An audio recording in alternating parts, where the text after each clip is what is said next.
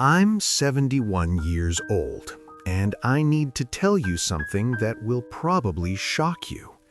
I built one of the most successful law firms in the state.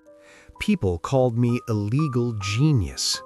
My name was on the building. I won every major case, made millions, and achieved everything society told me I should want. But here's the truth nobody talks about. While I was winning in court, I was losing at home. I missed the birth of my first grandchild. I missed my daughter Jennifer's high school graduation. I missed my son David's wedding rehearsal dinner.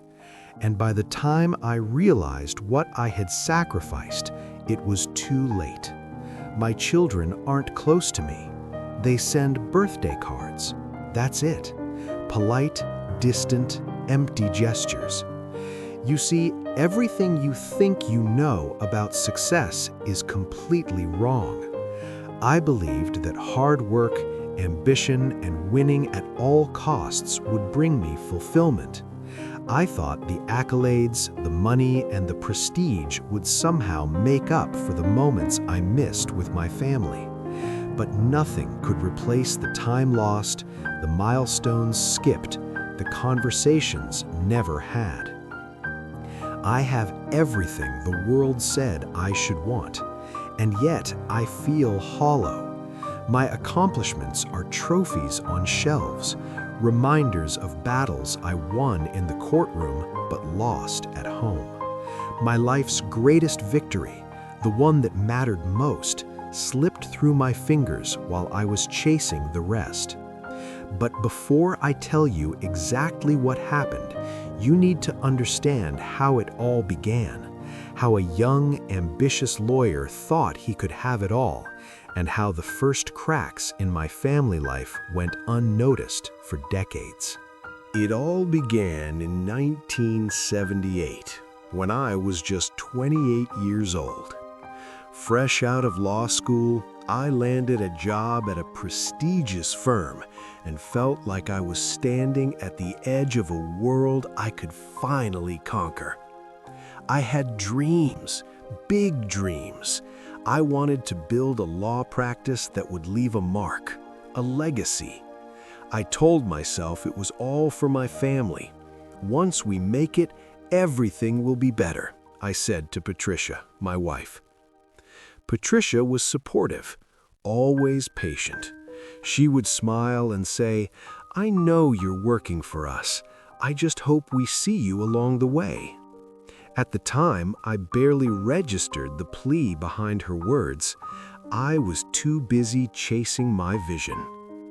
Our first child, David, was born in 1979, and I remember the day I missed his first steps because I was in court preparing for a trial. Jennifer came along 2 years later, then Michelle in 1983. Every milestone, first words, school recitals, soccer games, I rationalized away. Just this one case, I'd whisper to myself. Next week I'll be there. I tried to keep small connections. I left notes in their lunch boxes, took quick phone calls during breaks, and brought home small gifts. But those gestures were hollow patches over an ever-widening gap. Photographs captured their smiles, their laughter, while I was absent, more a shadow than a presence. I thought the sacrifices were temporary. I told myself that if I could just win, just build my firm, just secure financial stability, it would all pay off. But the cracks were already forming. By the time the kids realized I wasn't there, the pattern had begun. They learned to navigate life without me. Patricia learned to quietly endure.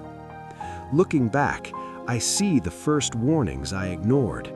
Jennifer crying quietly after I missed her school play. David asking, "Daddy, are you coming to my game?" And my own rationalizations. I'm doing this for them. I'm doing this for us. That's the lie I told myself for over 40 years. Close your laptop. Put down your phone. Go home. Be present. Sit at the table. Hug your children. Talk to your spouse. Listen to the little stories that seem unimportant but are everything. If this makes you uncomfortable, good. It should. It means you still have time to change. Don't wait for a milestone, a weekend, or the right moment. Those moments are happening right now. Reach out, show up, laugh, cry, connect. Make memories today, because the people you love won't wait forever. And when you look back years from now, you want to see faces, hugs, and conversations, not empty chairs and missed birthdays. Share this story. Comment your reflections. Tell someone you love them before it's too late. Ask yourself, will they remember your presence or just your absence? I'm 71 years old now. I have a $50 million law firm, recognition, and wealth, and yet I am internally empty. I would trade every case I ever won, every accolade, every dollar, just to be at a single one of my children's milestones, their graduations, their weddings, even a simple bedtime story. But I can't have that. Time doesn't go backwards. My children have lives of their own, built in the absence of their father. Patricia and I are civil, polite, but we're not close. I exist in their memories as a shadow, not as the man who should have been present. The lesson is simple, but it is one I learned far too late. Presence matters more than prestige.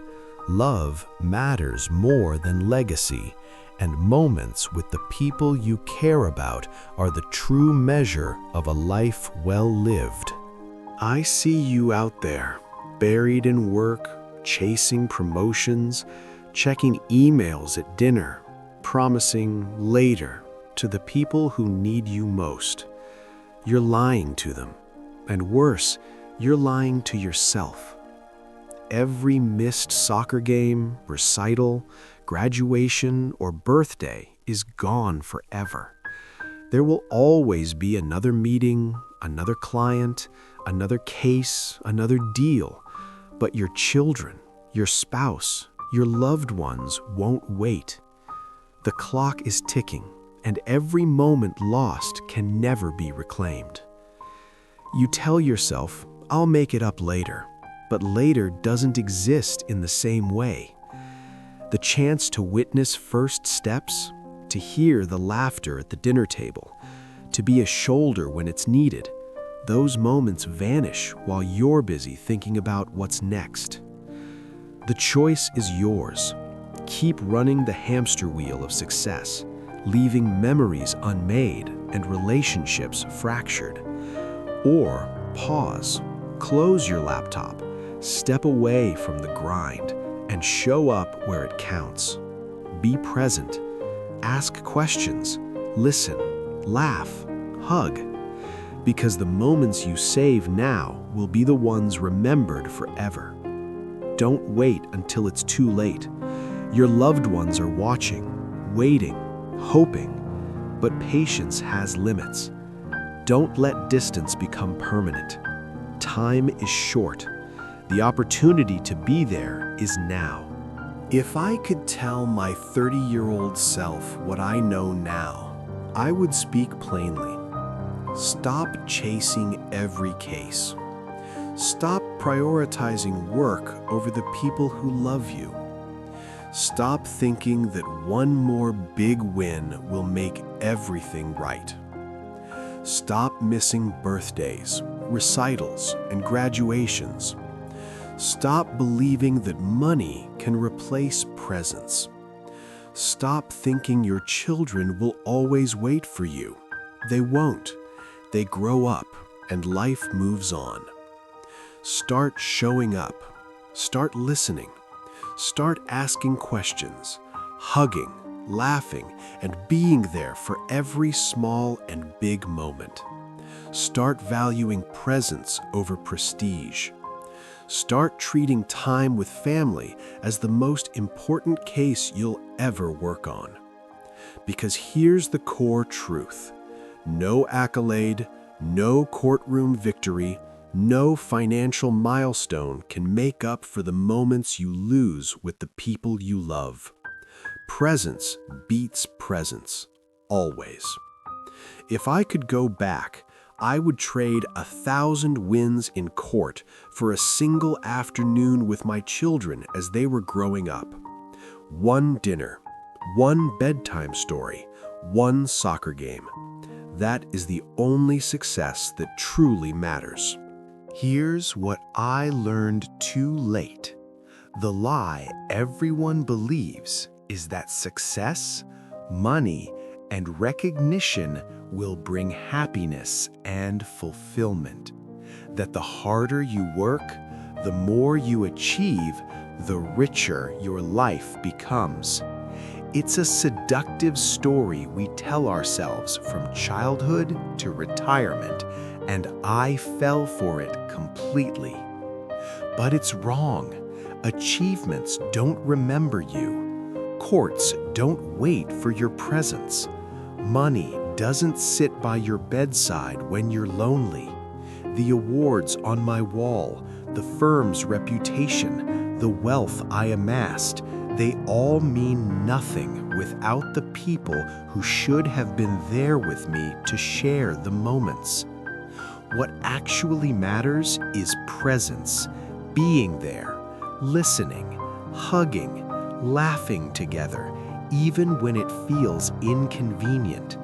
It's in the small, ordinary moments, the bedtime stories, the soccer games, the quiet conversations that love is built, not in trophies, not in titles, not in bank accounts. The cruel irony is that the very things I chased to secure my family's future, prestige, wealth, and power, were the very things that stole my time with them. I cannot rewind the decades, but I can see clearly now. Time with the people you love will always matter more than anything else you achieve. The victories I once celebrated now feel like empty trophies on dusty shelves. My law firm thrived. My name was respected. My bank account was full, but none of it mattered. The $50 million empire I built cannot buy back birthdays, recitals, soccer games, graduations, or weddings. I tried. I really did. After that shattering moment with Jennifer, I sent letters, emails, even surprise visits. I called David on his birthday, tried to schedule dinners with Michelle. Each attempt fell flat. They were polite, careful, and distant. Their smiles were civil, their words courteous, but the warmth, the intimacy, the connection I had squandered was gone. At my 70th birthday party, 200 colleagues came. They toasted, laughed, and admired me. One of my children came. David stayed 30 minutes and left. Jennifer and Michelle didn't come at all. The contrast between professional success and personal failure hit me like a hammer. I had everything the world said I should want. And yet, I sat there, alone in a room full of admiration I couldn't feel. Now our interactions are shallow. Birthday cards arrive on time, emails exchanged are polite, and holiday dinners feel obligatory. Patricia and I are divorced, yet we communicate occasionally about family logistics. My children talk about me as a distant figure from their past, not as their father.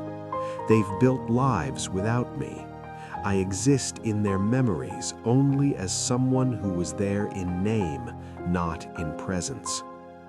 The thing that haunts me most is the quiet moments, the milestones I never saw, the conversations never had.